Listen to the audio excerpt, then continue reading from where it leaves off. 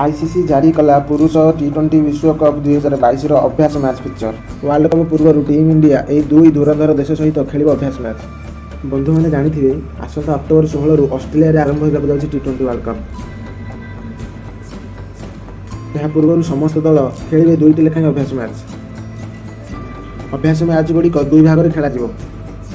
प्रथम सुपर 12 को क्वालिफाई कर देश गुड़िक अभ्यास मैच खेलिए और तापर सुपर 12 को क्वालिफाई कर 8टी दल निज निज मध्य अभ्यास मैच खेलिए।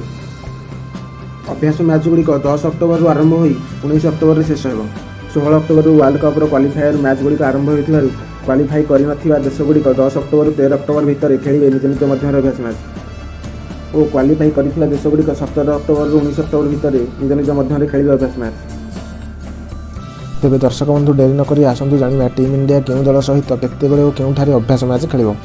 पूर्व आम चैनल ओडिया क्रिकेट सूचना को सब्सक्राइब करने सब्सक्राइब कर और बेल आइकन घंटी दबाई ऑल रे क्लिक कर दियंतु। दर्शक बंधु 17 अक्टोबर में टीम इंडिया ऑस्ट्रेलिया विपक्ष में खेल तार प्रथम अभ्यास मैच जहाँकि अपराह्न 2 घटिकार आरंभ हो। टीम इंडिया तार द्वितीय अभ्यास मैच 19 अक्टोबर में न्यूजीलैंड विपक्ष में खेल जहाँकि लोकल टाइम संध्या 6 घटिकार आरंभ हो। टीम इंडिया तार उभय अभ्यास मैच दि गावा इंटरनेशनल क्रिकेट ग्राउंड में खेल। टीम इंडिया तार उभय अभ्यास मैच दुईटी सुदृढ़ टीम सहित खेल। यह टीम इंडिया केते लाभदायी हो तले कमेंट सेक्शन में जणातु।